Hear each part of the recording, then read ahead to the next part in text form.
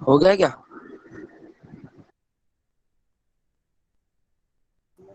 अरे चुपचाप पढ़ ले रे, सर मारेंगे अभी। खुद इतने सारे इमोजी भेज रहा है वो उसने।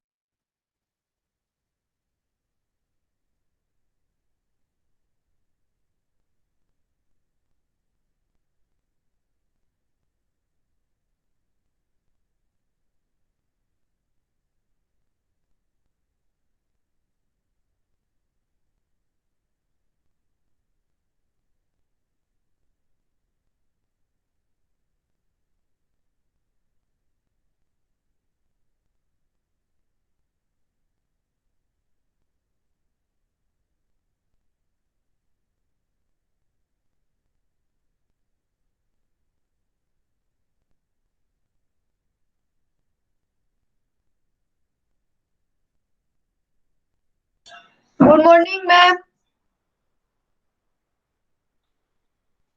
Good morning ma'am.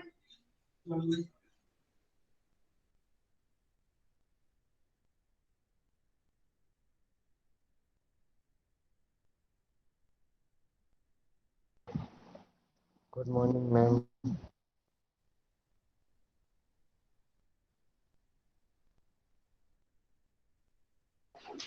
मैडम तो नजर ही नहीं आ रही।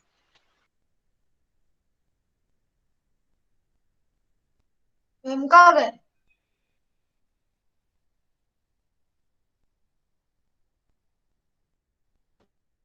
चुप हो जाओ।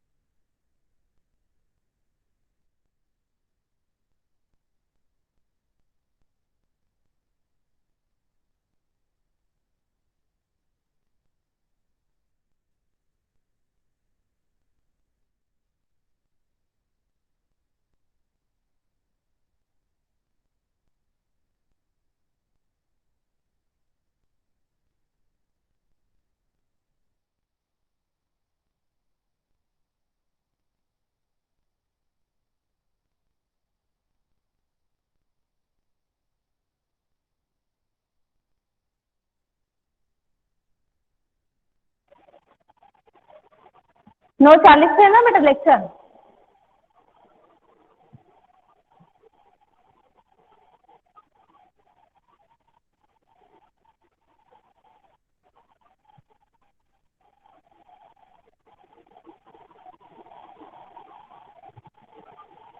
गुड मॉर्निंग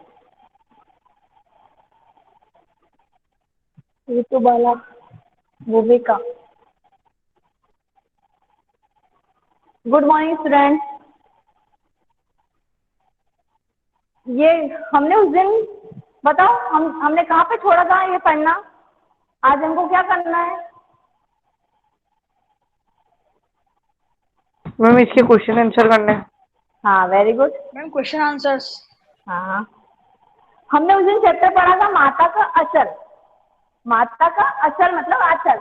हमने इसमें एक कैरेक्टर के बारे में पढ़ा था भोलानाथ, जो कि छोटा बच्चा है, जो कि इसके लेखक ही है। लेखक अपने बचपन के दिनों के बारे में बता रहा है कि हमारे बचपन के दिन शिव पूजन साहस के लेखक है और उन्होंने अपने बारे में ये पाठ लिखा है।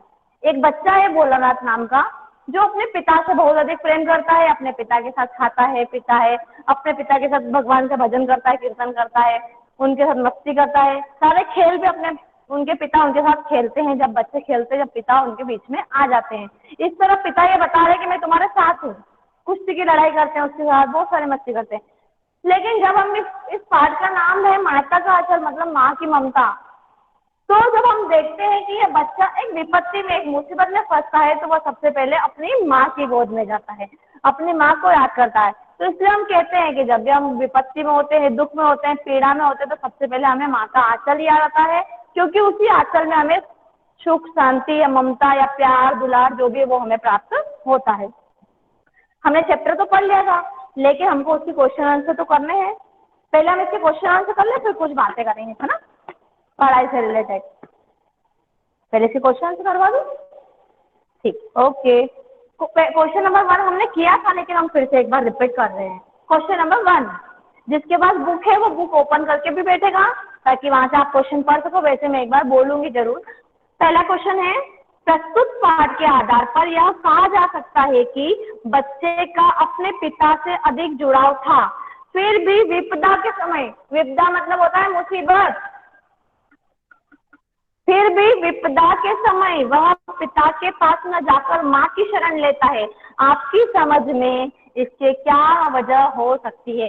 ये वैल्यू बेस्ड क्वेश्चन है, इसमें आंसर आपको अपनी समझ से, अपने सोच से देना है, कैसा आप सोचते हैं इस पाठ के बारे में, उसी के आधार पर आपको इसका आंसर देना है। ठीक है,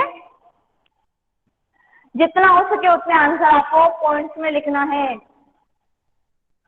4 4 5 5 पॉइंट, क्योंकि ये कितने नंबर का आएगा, या तो 4 नंबर में आएगा, 3 नंबर में आएगा, तो आंसर आपको पॉइंट्स में लिखना है। तो आपको ऐसा क्यों लगता है? क्योंकि माता का आंचल ममता से भरा हुआ होता है, और विपदा के समय बच्चे को, क्योंकि उसे अपनी माँ के आंचल में सुकून मिलता है, माँ का आंचल में उसको है बोल। हाँ, ले दे के बात यही है कि विपदा के समय उसे माँ की बहुत जरूरत होती है। माँ की छाया में, माँ के आंचल में उसे अपने सारे दुख को, ऐसा लगता है कि उसके दुख सारे दूर हो गए हैं माँ के आंचल में। सारे लोग एक्टिव होके पढ़ाई करेंगे, कॉपी लेके, पेन लेके बैठेंगे, क्योंकि अगले महीने हो सकता है तुम्हारा टेस्ट हो, तो तुमको पढ़ाई तो करनी है, अच्छे से करनी है, नोट्स अच्छे से बनाना है, अच्छे से पढ़ना है। तो हम क्या इसके आंसर में हम क्या लिख सकते हैं? लेखक का अपने पिता से अधिक जुड़ाव था, फिर भी विपदा के समय वह माँ की शरण में लेता है। हमारी समझ में इसके निम्नलिखित कारण हो सकते हैं। पहला कारण, बच्चा किसी भी परेशानी में अपनी माँ के साथ रहकर ही सुरक्षित महसूस करता है। नंबर 2, माँ के आंचल में उसे दुखों का पता नहीं चलता है, वह आराम से रहता है। नंबर 3, वह भावनात्मक रूप से अपनी माँ से अधिक जुड़ाव महसूस करता है, क्योंकि माँ बच्चे की भावनाओं को अच्छी तरह समझती है। चौथा पॉइंट, माँ जैसी कोमलता, ममता, अपनत्व, प्यार बच्चे को और कहीं नहीं मिलता है। पांचवा पॉइंट, माँ से बच्चे का ममता का रिश्ता होता है, वह चाहे अपने पिता से कितना भी प्रेम करे, पिता अपने बच्चे को कितना भी प्रेम दे, पर जो आत्मीय सुख, जो आत्मा को सुख बच्चे को माँ की छाया में प्राप्त होता है, वो उसे पिता से प्राप्त नहीं होता। ले के घुमा फिरा के एक ही बात बोली है कि माँ की ममता की छाया में उसे बहुत अधिक सुख शांति मिलती है, वह अपने दुखों को भूल जाता है। आप चाहे पॉइंट में लिखो, चाहे पैराग्राफ में लिखो, यही पॉइंट, यही चीज आपको लिखनी है। लेकिन जब आप पैराग्राफ में लिखो, जब आपने पैराग्राफ में आंसर लिखा, तो मेन जो पॉइंट होता है उसके नीचे अंडरलाइन जरूर करना, ताकि डायरेक्ट वो चीज दिख जाए जिसको टीचर ढूंढ रहा है, जो वो आंसर दिख जाए।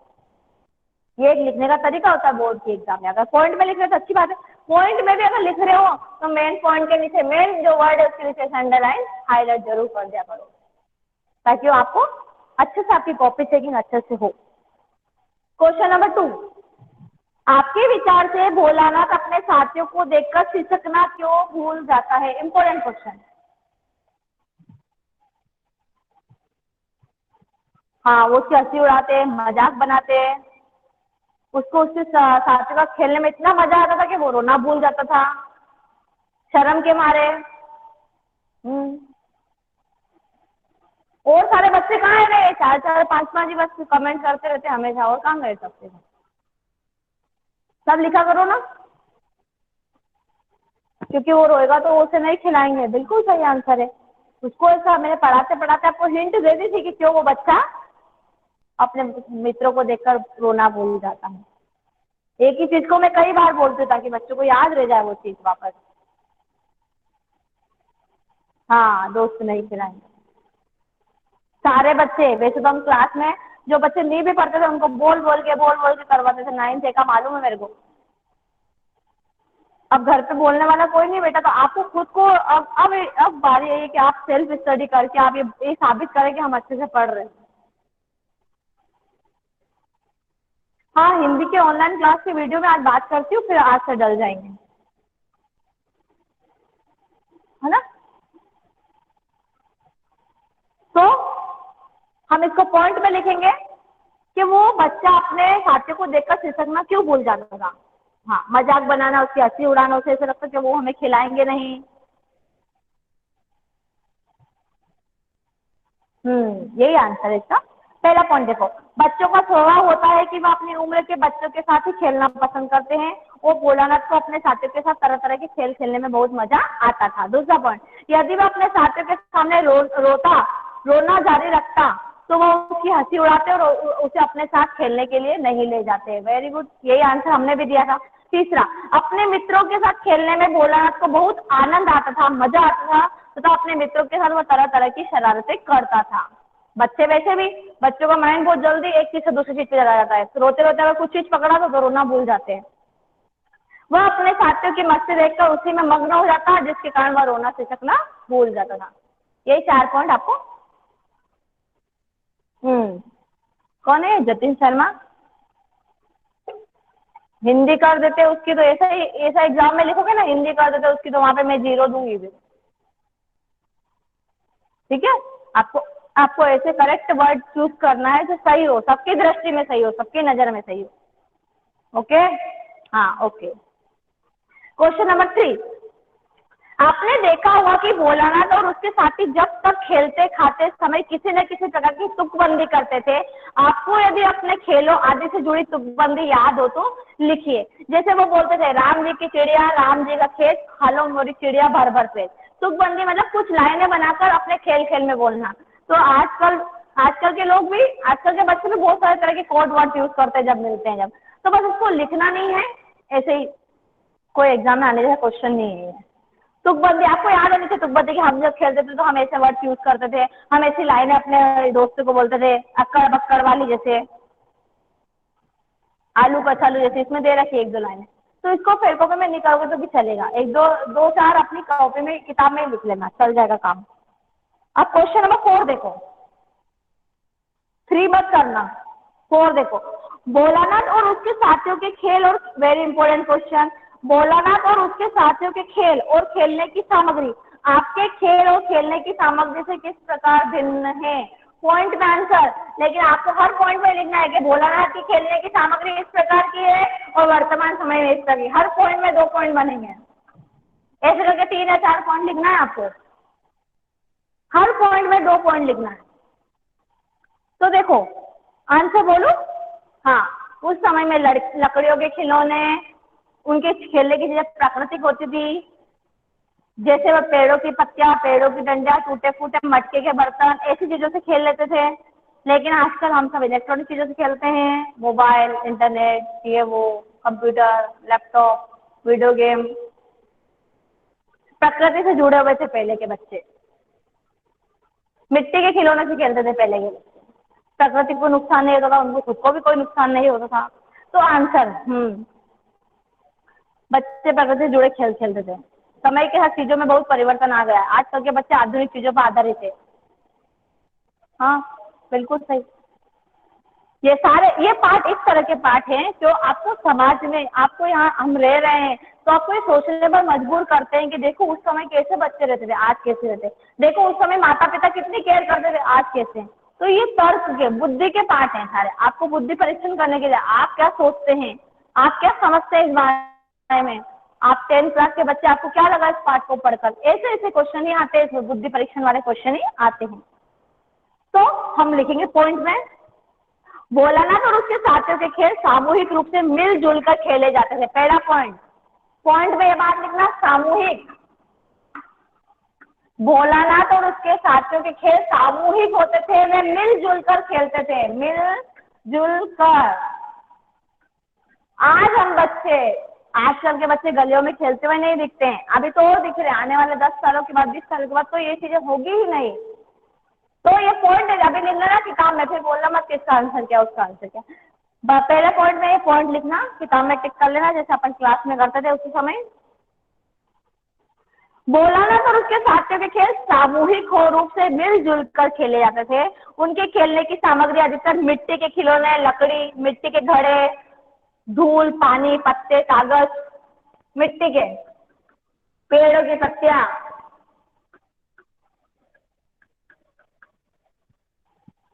टूटे फूटे बर्तन, ऐसी खेलने की चीजें होती थी।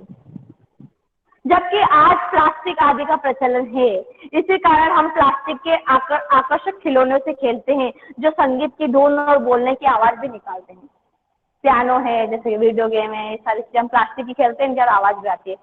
तो प्लास्टिक, तो ये चीज लिखनी है कि पहले के लोग सामूहिक रूप से खेलते थे, बच्चे 10-10, 15-15 इकट्ठे होकर खेलते थे। और आजकल तो हम घरों में बैठे रहते, टीवी मोबाइल में जुड़े रहते, तो सामूहिक रूप से क्या खेलेंगे। इसलिए आज हमारे अंदर सामाजिकता भी धीरे धीरे खत्म हो रही है।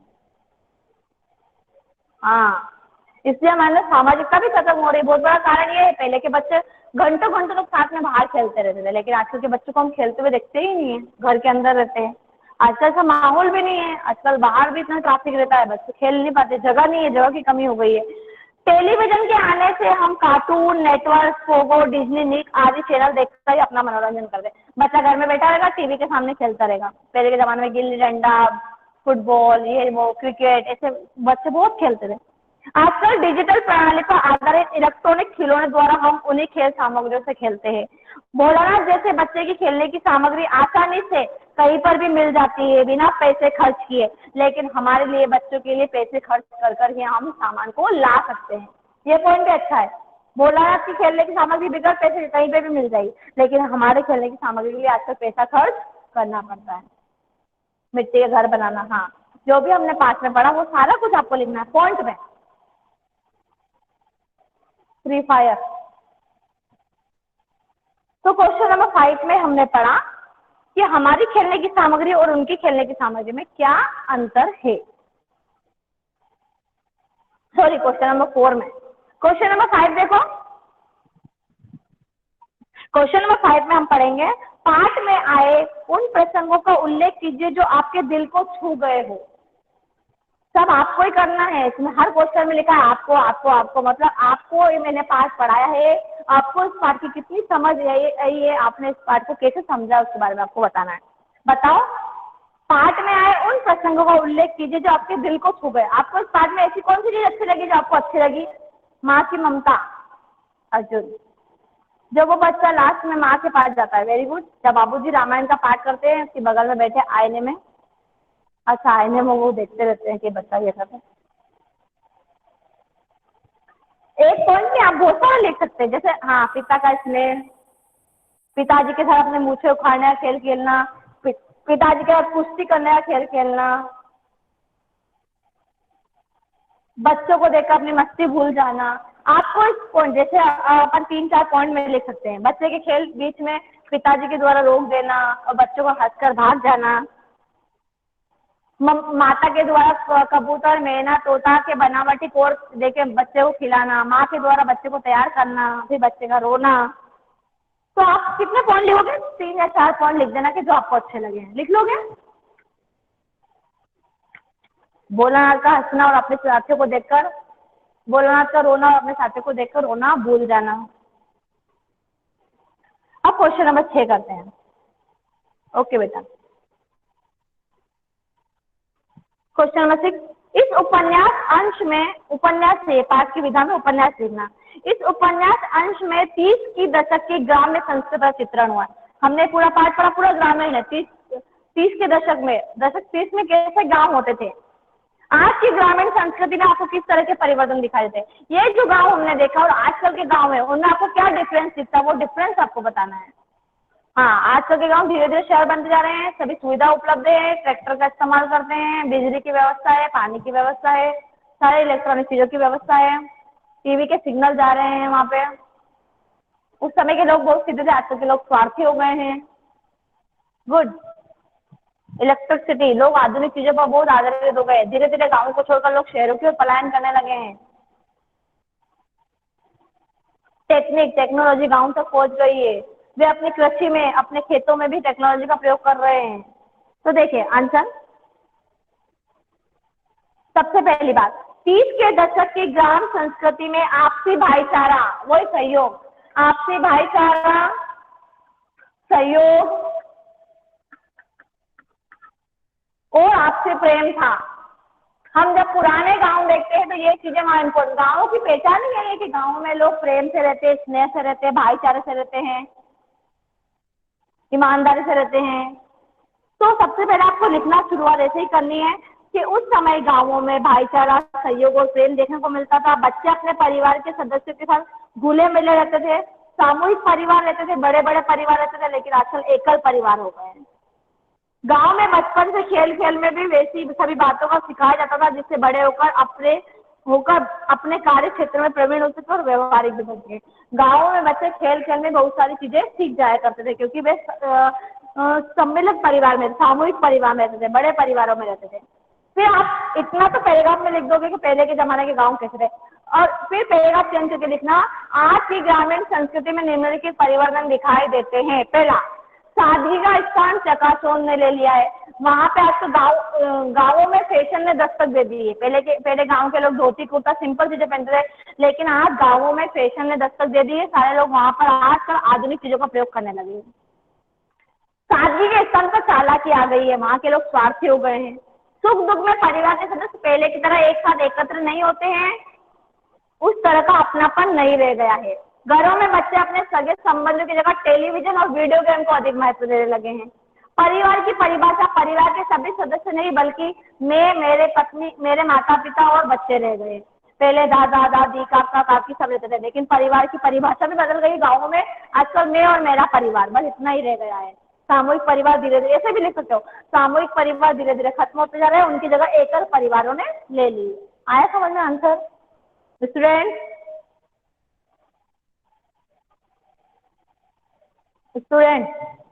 आंसर समझ में आया?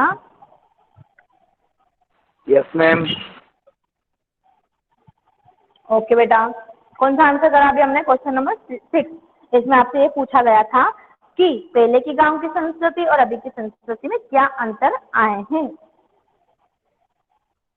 ठीक है बेटा, अब अगला क्वेश्चन पढ़ते हैं। इसमें क्वेश्चन बहुत ज्यादा है, क्वेश्चन इसलिए ज्यादा है ताकि हर आंसर को आप बारीकी से समझ सको, कहीं से भी आंसर आए तो आप दे सको। उसका वैल्यू बेस्ड, डिफिकल्ट नहीं है। अगर आपने पार्ट को अच्छे से समझा तो आप हर आंसर को बखूबी दे सकते हो।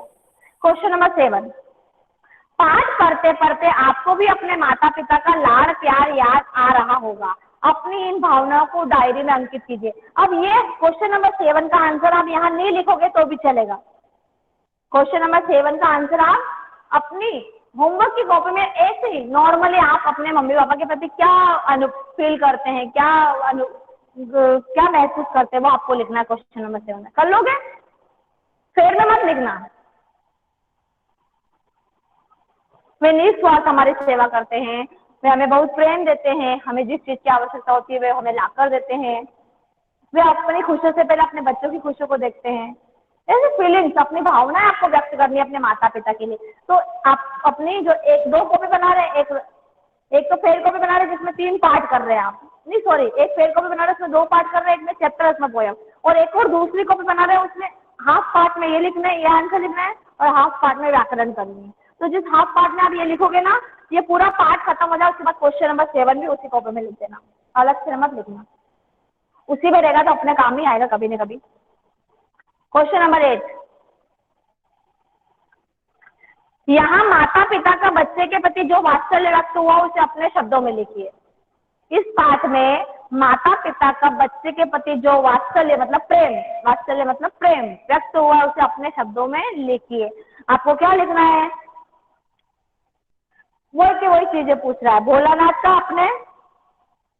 भोलानाथ के पिता का सुबह सवेरे उठकर भोलानाथ को भी नहलाकर अपने साथ पूजा पर बैठा लेना, उसके माथे पर भभूत का तिलक लगा देना, उनसे प्रेम से भोलानाथ कहकर पुकारना। सेकेंड पॉइंट, पिताजी द्वारा उसे अपने कंधों पर बिठाकर गंगा जी ले जाना, खेल खेल में कुश्ती लड़ना। पिताजी द्वारा भोलानाथ को अपने हाथ से फूल के एक कटोरे में खाना खिलाना।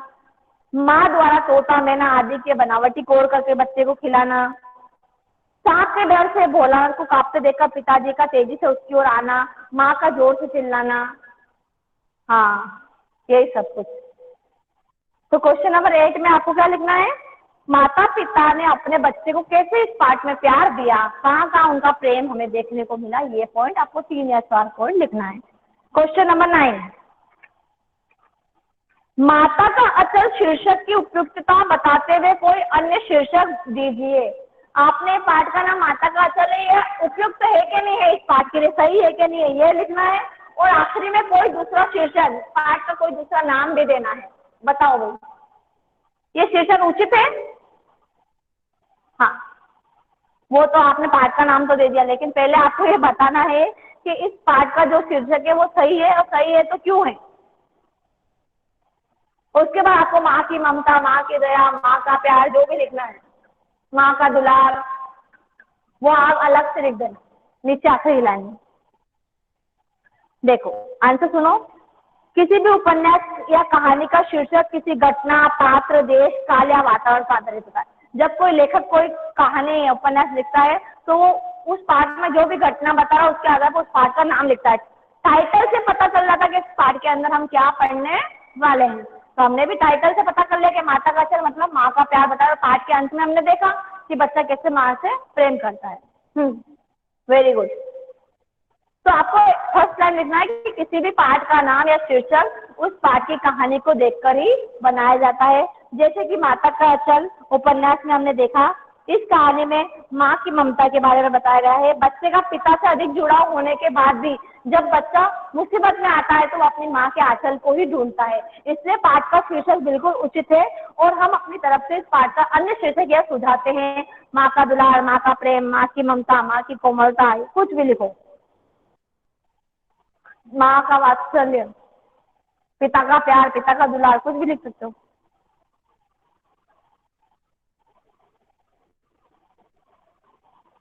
क्वेश्चन नंबर 10, बच्चे माता पिता के प्रति अपने प्रेम को कैसे अभिव्यक्त करते हैं। अभी तक तो हम ये पढ़ रहे थे कि माता पिता अपने बच्चे के लिए क्या क्या करते हैं। अब आप ये बताओ कि बच्चे अपने माता पिता के लिए क्या करते हैं।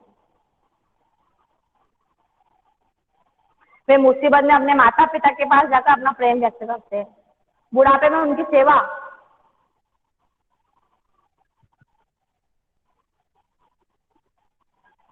बच्चे कई बार रूठ कर चले जाते हैं, माता पिता से रूठ कर, छोटे छोटे बच्चे रूठ जाते हैं, नाराज हो जाते हैं और इस तरह वो अपना प्रेम प्रदर्शित करते हैं, उनकी काम में मदद करके, उनकी हर बात को मानकर, उनकी आज्ञा का पालन करके,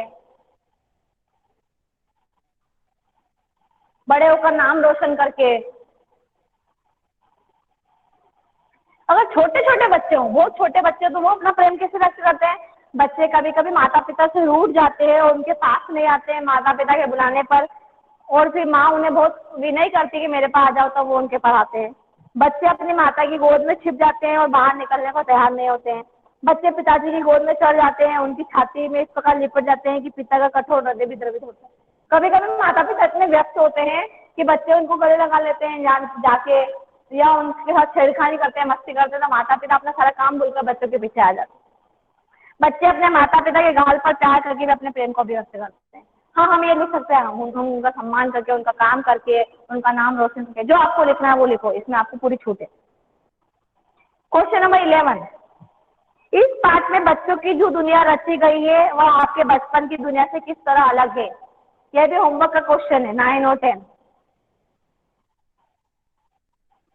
सॉरी 11 और 12। 12 में कुछ भी नहीं करना है, 12 में हमको 12 छोड़ देना। 11 में आपको होमवर्क में करना है। क्वेश्चन नंबर 7 और 11 दोनों होमवर्क में करना है। इस पाठ में बच्चों की जो दुनिया रची गई है वह आपके बचपन की दुनिया से किस तरह अलग है। आपने अपना बचपना कैसे जिया और इस पाठ में भोलानाथ ने अपना बचपना कैसे जिया, उसको कंपेयर करना है। कर लोगे?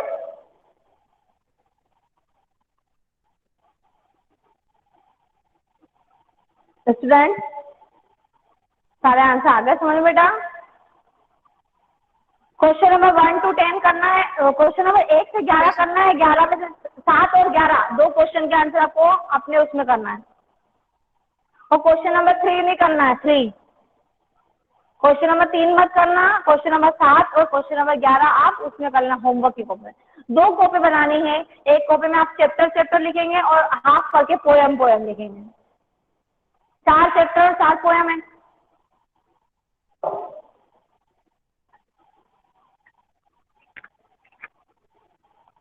देखो पोयम में कौन कौन सी, सूरदास, तुलसीदास, उसके बाद है उत्साह हट नहीं रहा है तीसरी, और चौथी है कन्यादान।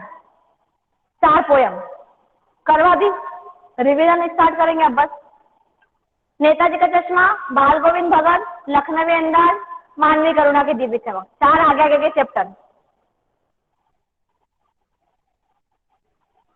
आंसर की पीडीएफ भेजना है। हाँ इस बुक में से इतने ही है ना? किस बुक में? जो मैंने बताया वही ना, 4 हाँ फर्स्ट बुक में से। देखो फर्स्ट बुक में से 4 पोयम है। कौन कौन सी नोट कर लो। पहली सूरदास, दूसरी तुलसीदास, तीसरी 5वीं पोयम उत्साह हट नहीं रहा है, और उसके बाद है 8वीं पोयम कन्यादान। कितनी पोयम है टोटल? 4। वो 4 ही चैप्टर है। चैप्टर आगे आगे के चारों, नेताजी का चश्मा, बाल गोविंद भगत, लखनवी अंदाज और मानवी करुणा की दिव्य चमक। 4 चैप्टर 4 पोयम। अब मैं तुमसे यही पूछ रही थी कि मैंने इनके क्वेश्चन से गूगल क्लासरूम पे, जैसे मैंने इस सूरदास के भी बताए हैं, तुलसीदास के भी बताए थे, मैंने सूरदास के बताए हैं, मैंने कन्यादान उत्साह हट नहीं रहा है के क्वेश्चन आंसर मैंने तुमको लाइव क्लास में बताए थे, कन्यादान के बताए थे। अब ऐसे कितने लोग हैं जिन्होंने क्वेश्चन आंसर नहीं लिख रखे हैं? नो लिख के कमेंट कर दो कि हमने, कितने बच्चों ने क्वेश्चन आंसर नहीं लिख रखे हैं, और कितनों ने लिख रखे हैं वो यार।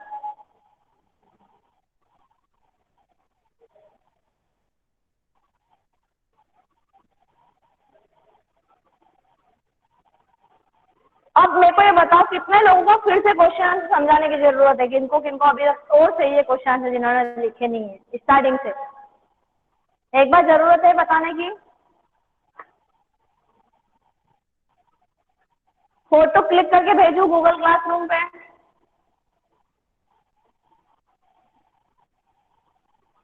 फोटो भेज दूंगी, जिसको लिखना हो वो वहां वहां से देख के लिख लेगा।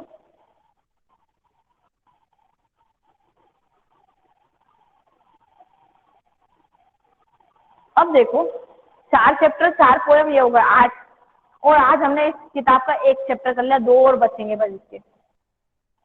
5 है उसमें से 2 नहीं आएंगे, 3 ही करेंगे उसमें से, है ना? आपकी जो सेकेंड बुक है उसमें 5 चैप्टर है, उसमें से 2 लास्ट के वो भी हट गए हैं, तो 3 पढ़ेंगे बस हम। और मैम व्याकरण करेंगे। व्याकरण आप कल से व्याकरण ही स्टार्ट करते हैं। व्याकरण में 4 टॉपिक है, वाक्य, वाच्य, रस, पद, परिचय, 4 टॉपिक। तो सबसे पहले हम वाक्य की स्टार्टिंग करते हैं। अगस्त में शायद टेस्ट हो सकते हैं, तुम्हारे ऑनलाइन टेस्ट ही होंगे। उसके लिए अब मैं ये बोल रही हूँ कि हम रिवीजन ले लेते हैं। अब हम क्या करते हैं, एक चैप्टर, एक पोयम और एक व्याकरण का टॉपिक और एक माता का अचल। फर्स्ट टेस्ट के लिए ये सिलेबस अपन इनका वापस रिवीजन कर लेते हैं एक बार। तो मैं गूगल क्लासरूम पे नहीं भेजने की बजाय लाइव क्लास में आपको फिर से एक बार रिवाइज करवा देती हूँ ये चैप्टर, क्योंकि जैसे नेताजी का चश्मा और ये तो मैंने गूगल क्लासरूम पे पढ़ाया था, किसी बच्चे ने पढ़ा, किसी ने नहीं भी पढ़ा है।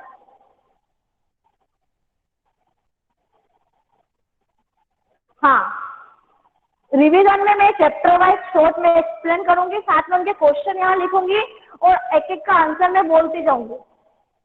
तो आंसर जब मैं बोलूंगी तो थोड़ा स्लो बोलूंगी, लिखने वाले लिख भी लेंगे और जिन्होंने लिख रखा वो मैच भी कर लेंगे, क्योंकि ये चीज हमने गूगल क्लासरूम पे पढ़ा रखी है। तो किसी बच्चे ने पढ़ी और किसी ने नहीं भी पढ़ी, ऐसे ऐसे बच्चे भी है। तो हम एक बार रिवाइज करते हैं वहाँ पर हमने चैप्टर को, क्योंकि हमारा सिलेबस तो करीबन हो चुका है, तो हम वापस लेंगे हम सब चीजें वापस। हाँ बोलो मैम। आपने कहा था ना कि 9th की वो व्याकरण की कॉपी संभाल के रखनी है। 9th की? हाँ, मैंने 9th की व्याकरण की कॉपी इसलिए संभाल के रखने के लिए बोली थी क्योंकि उपसर्ग प्रत्यय वाक्य, उसमें वाक्य थे ना, उपसर्ग प्रत्यय वाक्य अलंकार थे। यस मैम थे। हाँ, तो ऐसे कोई अभी नीड नहीं है तुमको, क्योंकि इस बार हमने जो वाक्य पढ़े थे वो अलग थे, अब हम जो वाक्य पढ़ने जा रहे हैं वो अलग है। लेकिन जब हम पद परिचय पढ़ेंगे, पद परिचय में सारी व्याकरण की जरूरत पड़ेगी, तो कहीं ना कहीं तुमको उस बुक की आवश्यकता पड़ेगी, नोट्स की आवश्यकता पड़ेगी, तो वो रखना संभाल के अपने पास। यस हाँ, मैम। यूट्यूब पे मैं वीडियो अपलोड करवा दूंगी। अब हम रिवीजन करेंगे अगली टर्न से रिवीजन नहीं, अगली टर्न से पहले मैं एक व्याकरण का टॉपिक दूंगी, वाक्य। उसके बाद वाक्य लेने के बाद हम रिवीजन स्टार्ट करेंगे। और रिवीजन में हम शॉर्ट में तो हम चैप्टर यहाँ पे पढ़ा दूंगी लाइव क्लासेस में, छोटे छोटे पॉइंट लिख के। और उसके बाद क्वेश्चन सारे यहाँ उतार दूंगी बोर्ड पर, उनके आंसर आपसे एक बार पूछूंगी, आप उनके आंसर दे सको, और फिर एक बार अच्छे से मैं समझा दूंगी।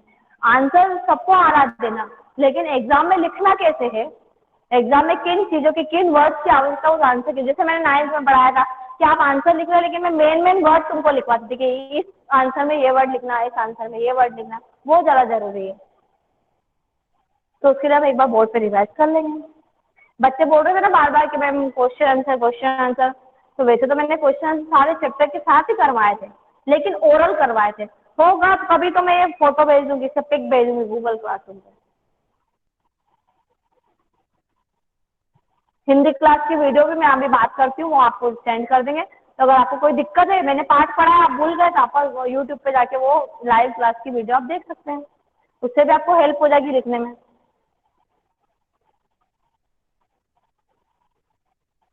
फोटोज भेज देना गूगल क्लासरूम पे। हाँ,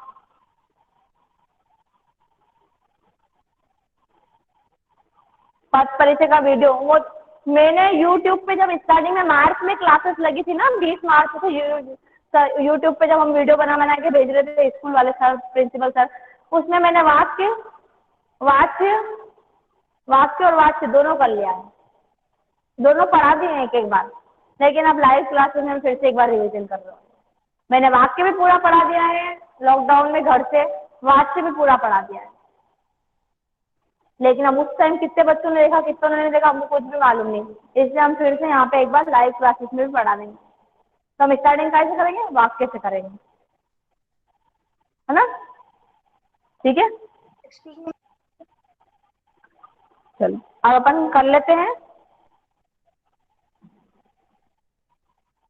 क्वेश्चन आंसर लिखना है इसको तुमको। Excuse me ma'am. हाँ बेटा बोलो। मैम 9th में जो आपने जो वाक्य पढ़ा था मैम वो डिफरेंट है, और मैम जो अभी पढ़ा है वो डिफरेंट क्यों? देखो 9th में रचना के आधार पर 8, अर्थ के आधार पर 8 भेद पढ़े थे। कितने भेद पढ़े थे तुमने? 8। अब हम यहाँ रचना के आधार पर 3 भेद पढ़ेंगे बस। 9th में आपको सिलेबस में था अर्थ के आधार पर वाक्य के प्रकार बताइए, तो अर्थ के आधार पर वाक्य के 8 प्रकार होते हैं जो मैंने आपको 9th में पढ़ाया है। अब आपको क्वेश्चन आएगा रचना के आधार पर वाक्य के प्रकार बताइए, तो रचना के आधार पर वाक्य के 3 प्रकार होते हैं, सरल वाक्य, संयुक्त वाक्य और मिश्र वाक्य। Rishabh? Okay ma'am, thank you. हाँ, तो अपन अब क्या करते हैं, अब अपने पास 10 मिनट और बचे हैं, अपन वाक्य का शुरू कर देते थोड़ा सा।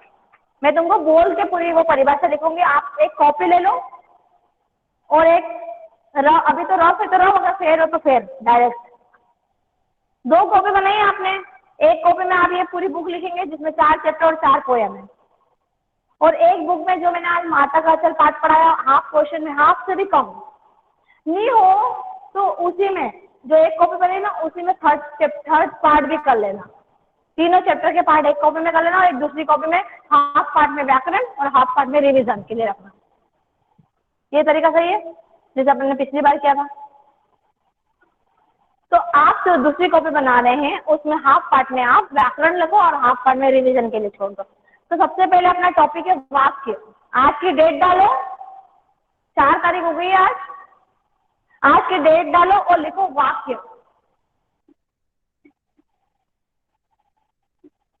Everyone open your notebook and right this. देखो सबसे पहले हम लिख रहे हैं वाक्य और आगे लिखो रचना के आधार पर। आपको 10th के सिलेबस में रचना के आधार पर वाक्य पढ़ना है। किसके आधार पर पढ़ना है? रचना के आधार पर। 9th में आपने पढ़े थे अर्थ के आधार पर 8 भेद, अभी हम पढ़ रहे हैं रचना के आधार पर 3 भेद। सबसे पहले हम वाक्य की परिभाषा करेंगे। क्या करेंगे? परिभाषा। जो 9th में लिखी थी वही परिभाषा है, सेम टू सेम। तो सबसे पहले अपन लेंगे परिभाषा। लिखते जाना मेरे साथ साथ ही, बोलते भी जा रही हूँ मैं, बोर्ड पर अगर नहीं दिखाई दे रहा हो। वाक्य की परिभाषा, शब्दों का ऐसा सार्थक समूह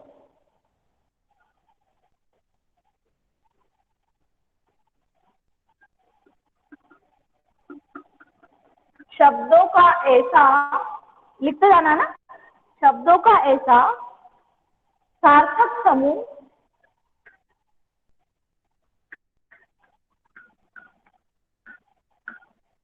शब्दों का ऐसा सार्थक समूह जो व्यवस्थित हो,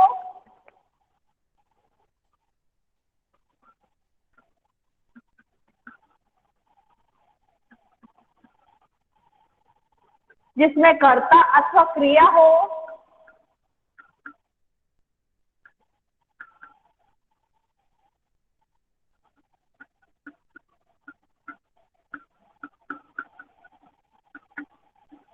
शब्दों का ऐसा सार्थक समूह जिसमें, जो व्यवस्थित हो, जिसमें कर्ता और क्रिया हो। बिना कर्ता और क्रिया के तो वाक्य बनेगा ही नहीं।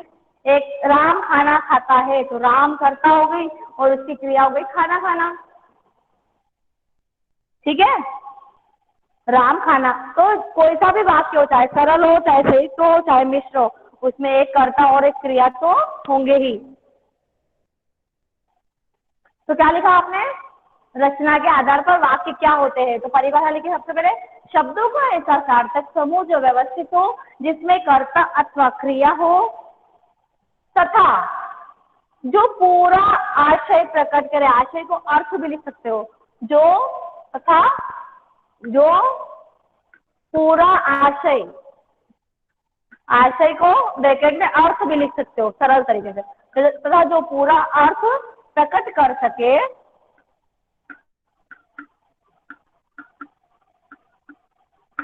पूरा अर्थ प्रकट कर सके वाक्य कहलाता है।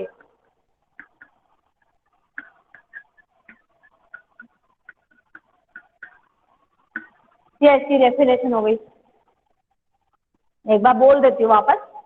वाक्य रचना के आधार पर 3 होते हैं जो हम 10th के सिलेबस में पढ़ेंगे। रचना के आधार पर परिभाषा, शब्दों का ऐसा सार्थक समूह जो व्यवस्थित हो, जिसमें कर्ता अथवा क्रिया हो तथा जो पूरा अर्थ प्रकट कर सके, वाक्य कहलाता है। लिख ली परिभाषा।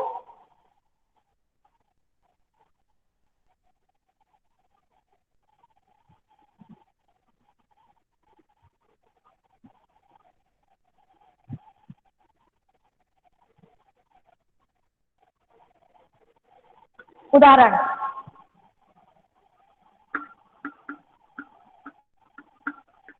सिंपल सा उदाहरण लिख लेते हैं।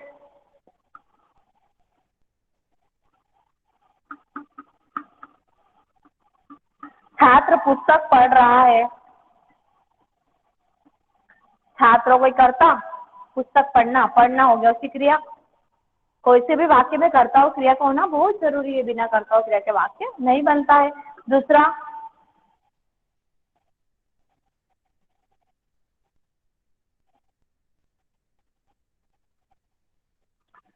ये बता रहा है कि वाक्य व्यवस्थित है, पूरा अर्थ पकड़ कर रहा है और इसमें एक कर्ता और एक क्रिया है। जो हमने परिभाषा लिखी, हम उदाहरण के द्वारा उस परिभाषा को पुष्ट करते हैं, सही साबित करते हैं। जो हमने परिभाषा लिखी, इन उदाहरणों के द्वारा वो सही साबित करते हैं कि इसमें कर्ता भी है, क्रिया भी है, ये वाक्य व्यवस्थित भी है, पूरा भी है और पूरा अर्थ भी प्रकट कर रहा है। ओके, राम खाना खाता है आदि। बस होते 2 उदाहरण। समझ में आ रही है चीज? तो सही है। इतना समझ में आया स्टूडेंट? ये परिभाषा तो 9th में भी हमने पढ़ रखी है। ये ऐसे छोटे मोटे उदाहरण तो हमने 9th में भी कर रखे थे। इतना तो पहले जैसा ही है सब कुछ। बिना देखे वाक्य की परिभाषा पूछूंगी कल मैं। कॉपी कोई भी मत खोलना, ईमानदारी से एक एक से रिवीजन करवाऊंगी सबसे। शब्दों का ऐसा सार्थक समूह जो पूरा अर्थ, जो व्यवस्थित हो, जिसमें एक कर्ता और एक क्रिया हो और जो पूरा अर्थ प्रकट करे, उसे वाक्य कहते हैं। अब वाक्य के अंग, अब कुछ अलग है। अब वाक्य के अंग पढ़ेंगे हम। वाक्य के अंग, वाक्य किस किस से मिलकर बनता है? तो वाक्य किससे मिलकर बनता है? बताओ तो वाक्य किस किस से मिलकर बनता है, जल्दी से। वाक्य बनाने के लिए किन चीजों की आवश्यकता होती है? उद्देश्य और विधेय। कर्ता और क्रिया। वेरी गुड, कर्ता और क्रिया। ये उद्देश्य और विधेय वाला क्या लेके बैठा है? All in one. उद्देश्य और विधेय आपके लिए नए शब्द है, वो मैं आपको समझाऊंगी कि क्या होते हैं। बताओ उद्देश्य और विधेय क्या होते हैं? नाइन्थ के सिलेबस में उद्देश्य और विधेय नहीं पढ़ा, नाइन्थ के सिलेबस में हमने उसको कर्ता और क्रिया पढ़ा है। उसी को कर्ता को उद्देश्य बोलते हैं और क्रिया को विधेय बोलते हैं, ठीक है। नाइन्थ में सरल लैंग्वेज थी, 10th में थोड़ी सी इंक्रीज हो गई, बढ़ गई है। तो वाक्य के अंग, तो वाक्य को बनाने के लिए एक कर्ता और एक क्रिया की आवश्यकता होती है। कर्ता एक हो सकता है, क्रिया एक से अधिक भी हो सकती है, संयुक्त वाक्य में, मिश्र वाक्य में। तो वाक्य को बनाने के लिए जिन चीजों की आवश्यकता होती है उन्हें कहते हैं वाक्य के अंग। Very good. अगर आप अच्छे से आगे आगे पढ़ रहे हो तो अच्छी बात है। जिसने उद्देश्य और विधेय बोला है मतलब वो आगे पढ़ रहा है, तैयारी कर रहा है। वाक्य के अंग, तो वाक्य के अंग में आप लिखोगे वाक्य के 2 अंग होते हैं, वही कर्ता और क्रिया। अगर आप उद्देश्य और विधेय नहीं लिखोगे, कर्ता और क्रिया भी लिखोगे तो आपका आंसर राइट है। वाक्य के 2 अंग होते हैं, लिखो। सबको लिखना है, अभी क्लास में नहीं है हम, इसका मतलब ये नहीं कि मैम नहीं देख रही तो हम कॉपी नहीं बनाए। कुछ बच्चे जो रो रो के कॉपी देते थे, क्योंकि कॉपी के नंबर मिलते थे, फाइनल एग्जाम में तो मिलेंगे ही सही ना, 20 नंबर पूरे। तो उसको बनाने के लिए ये जरूरी है कि आप कॉपी ईमानदारी से कंप्लीट अपने घर पे करें, ये आपके लिए अच्छा है। तो वाक्य के कितने अंग होते हैं बच्चों? वाक्य के कितने अंग होते हैं? 2। वाक्य के 2 अंग होते हैं, कौन कौन से? कर्ता और क्रिया। पहला लिखो, हाँ पहले लिखो उद्देश्य,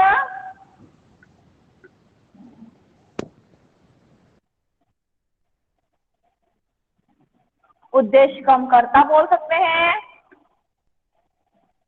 दूसरा लिखो विधेय, जिसे हम क्रिया बोल सकते हैं। इनके बारे में हमको एक एक लाइन में लिखना है कि आखिर है क्या ये, है ना, ऐसे इस तरह से लिखना। वाक्य के 2 अंग होते हैं, उद्देश्य और विधेय। उद्देश्य मतलब कर्ता, विधेय मतलब क्रिया। इतना लिखो।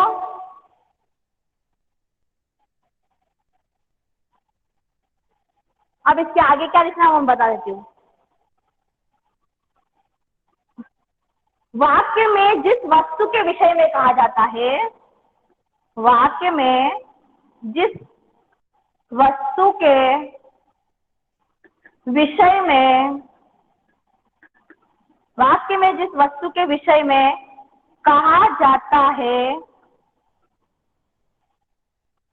उसे उद्देश्य कहते हैं, उसे उद्देश्य कहते हैं। वाक्य में जिस, हाँ मैं बोल रही हूँ ना बेटा, वाक्य में जिस वस्तु के विषय में कहा जाता है उसे उद्देश्य कहते हैं, उसे उद्देश्य कहते हैं।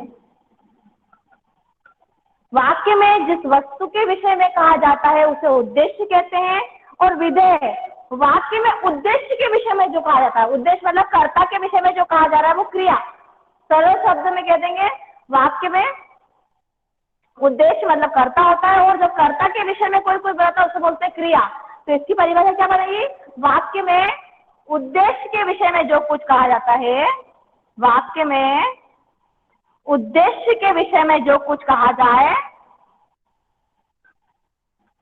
कि राम खाना खाता तो राम हुआ उद्देश्य और खाना खाना हुआ उसका विधेय। तो वाक्य में जिस वस्तु के विषय में कहा जाता है, राम के विषय में कहा जा रहा है तो राम उद्देश्य हो गया। और वाक्य में उद्देश्य के विषय में, दिख रहा है बोर्ड पे कि नहीं दिख रहा है? वाक्य में उद्देश्य के विषय में जो कुछ कहा जाए, वाक्य में उद्देश्य के विषय में जो कुछ कहा जाए उसे विधेय कहते हैं। सरल शब्दों में समझा रही हूँ एक बार को, उसे विधेय कहते हैं। दिख रहा है बोर्ड पे? नहीं लिखोगे परिभाषा तो बेचारा एग्जाम में कोई परिभाषा कुछ भी आने वाला नहीं कि उद्देश्य क्या है विधेय क्या है। आप तो उद्देश्य मतलब कर्ता। मैम कैमरा थोड़ा राइट में डाउन कर दो। देखो आप देखो, यस मैम, यस मैम। देखो, वाक्य में जिस वस्तु के विषय में कहा जाता है उसे उद्देश्य कहते हैं। वस्तु क्या, जैसे मैंने उदाहरण लिखा, राम खाना खाता है, तो मैं राम के बारे में बोल रही हूँ, तो राम क्या हुआ, उद्देश्य। अब मैं अपने परिभाषा को सही साबित करने का प्रयास कर रही हूँ। वाक्य में जिस वस्तु के विषय में, वस्तु मतलब वस्तु या व्यक्ति कुछ भी हो सकता है, वाक्य में जिस वस्तु के विषय में कहा जाता है उसे उद्देश्य कहते हैं। मैं राम के बारे में कह रही हूँ तो राम हुआ उद्देश्य। सेकेंड, वाक्य में उद्देश्य के विषय में जो कुछ कहा जाए, अब मैं उद्देश्य के विषय में कह रही हूँ कि वो खाना खा रहा है, तो वाक्य में उद्देश्य के विषय में जो कुछ कहा जाता है उसे विधेय कहते हैं। ये हमारी परिभाषा की पुष्टि हो गई। समझ में आया?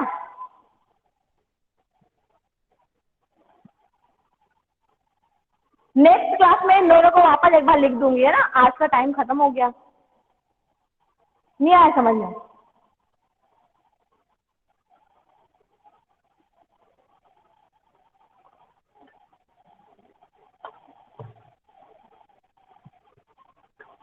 जिसको नहीं समझ में आया वो इतना ही समझ लो बस कि उद्देश्य मतलब कर्ता, विधेय मतलब क्रिया, इनको छोड़ दो तो भी काम हो जाएगा, इतना भी समझ लो बस।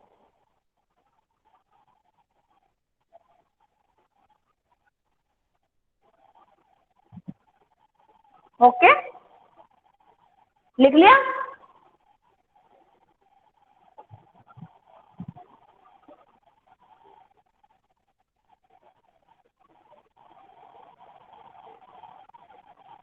ओके बेटा, थैंक यू। अब अगली क्लास में अपन करेंगे ना इसको कंटिन्यू। आज का समझ में आया जितना भी पढ़ाया?